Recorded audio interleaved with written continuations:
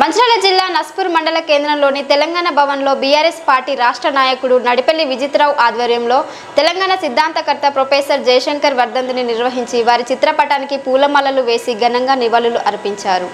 అనంతరం వారు మాట్లాడుతూ తెలంగాణ ఉద్యమ సమయంలో ప్రొఫెసర్ జయశంకర్ సార్ పాత్ర గొప్పదని కొనియాడారు. జీవితాంతం తెలంగాణ ఉద్యమ భావజాల వ్యాప్తి కోసం కృషి చేసిన ఆచార్య కొత్తపల్లి జయశంకర్ అని తెలిపారు.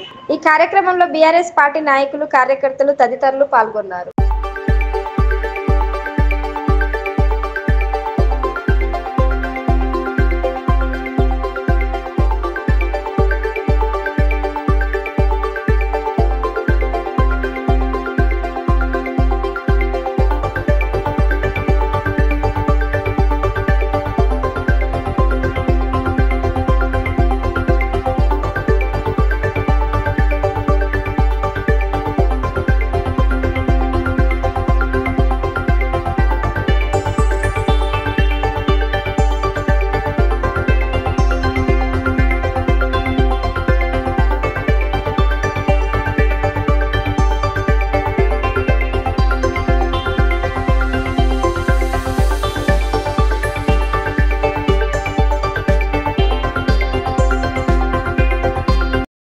మంచిర్యాల జిల్లా బీఆర్ఎస్ పార్టీ కార్యాలయంలో ప్రొఫెసర్ జయశంకర్ సార్ వర్ధంతిని ఘనంగా నివాళులర్పించడం జరిగింది. ప్రొఫెసర్ జయశంకర్ సార్ తెలంగాణ పోరాటంలో అది ప్రతి పోరాటంలో వారు ఉన్నారు.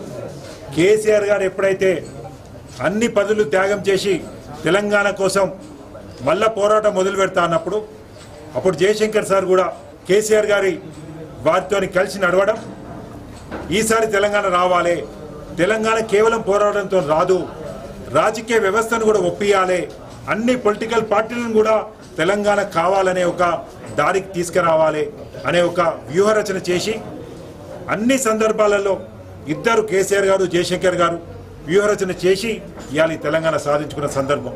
తెలంగాణ రావాలని పెళ్లి చేసుకోకుండా నేను పుట్టిందే తెలంగాణ చూడాలి, ప్రత్యేక రాష్ట్రం చూడాలని ప్రతి పోరాటంలో వారు ఉండి కేసీఆర్ గారితో కూడా నడిచి వారు తెలంగాణ రాకముందే చనిపోయిందనే బాధ ప్రతి ఒక్కరికి కూడా ఉంది. స్వర్గంలో ఉన్న ఆ మహానుభావుడు వచ్చిన తర్వాత అక్కడి నుంచి అయినా చూసి సమరపడని మేము అనుకుంటున్నాం. తెలంగాణ వచ్చిన తర్వాత ఈ ప్రభుత్వం కేసీఆర్ గారి నాయకత్వంలో ఏ కళ్ళైతే కన్నారో, ఏ ఆశయాలైతే జయశంకర్ గారు మా అందరికీ చూపించారో వారి బాటలో 10 సంవత్సరాలు కేసీఆర్ గారు వారి కళను సాకారం చేసే విధంగా, రైతును రాజును చేసే విధంగా, కార్మికులను ఎన్నడూ ఏ సంఘం ఏ ప్రభుత్వం చేయని విధంగా కార్మికులకు లాభం చేసే విధంగా, అన్ని వర్గాలకు, అన్ని కులాలకు, అన్ని మతాలకు రాష్ట్రం ఈ విధంగా ఉండాలి అనే విధంగా వారి అక్కడ పైనుంచి దీవెనలతోని వారి ఆశయ సాధన లక్ష్యంగా కేసీఆర్ గారు గత 10 సంవత్సరాలు తెలంగాణని పరిపాలించడం జరిగింది. అయితే ఇప్పుడు వచ్చిన కాంగ్రెస్ ప్రభుత్వం జయశంకర్ సార్ లాంటి వ్యక్తులనైనా ఇప్పటికైనా ఈ రోజునైనా మీరు ఒక్కసారి గుర్తు తెచ్చుకొని వారి ఆశయాలను సాధించాలి. కక్షపూరిత రాజకీయాలు కాదు తెలంగాణ కావాల్సింది. అలా ఏదైతే కోరుకుంటున్నారో, ఏదైతే వాళ్ళు వాగ్దానాలు చేసినో అవి నెరవేర్చాలని మరొకసారి డిమాండ్ చేస్తూ స్వర్గీయ ప్రొఫెసర్ జయశంకర్ సార్ ఆ రోజు మన హైదరాబాద్ రాష్ట్రాన్ని ఆంధ్రప్రదేశ్లో కలపడాన్ని తీవ్రంగా వ్యతిరేకించారు. అప్పటి నుంచి మనకు జరుగుతున్న అన్యాయం గురించి పదే ఎన్నో వేదికల మీద తలమెత్తిన ఆయన ఆ తర్వాత ఏ 5-6 కలిసినా కూడా వాళ్లను ఉద్యమం దిక్కు సన్నద్ధం చేస్తూ తన వంతు పాత్ర పోషించారు. ఇడ్లీ సాంబార్ గోబ్యాక్ అనే ఉద్యమంలో పాల్గొని ఆ తర్వాత కేసీఆర్ గారిని కలిసి వారి ద్వారా తప్పనిసరిగా ఉద్యమం సఫలీకృతమైన ఉద్దేశంతో అతన్ని ఒక శిష్యునిగా దగ్గర పెట్టుకొని ఈ తెలంగాణ ఉద్యమం రావడానికి ముఖ్య కారకుడు ప్రొఫెసర్ జయశంకర్ సార్. కానీ తను అనుకున్న స్వప్నం నెరవేరక ముందే 77 సంవత్సరాల వయసులో 2011 సెప్టెంబర్ జూన్ ఈ రోజున 21 రోజున చనిపోవడం జరిగింది.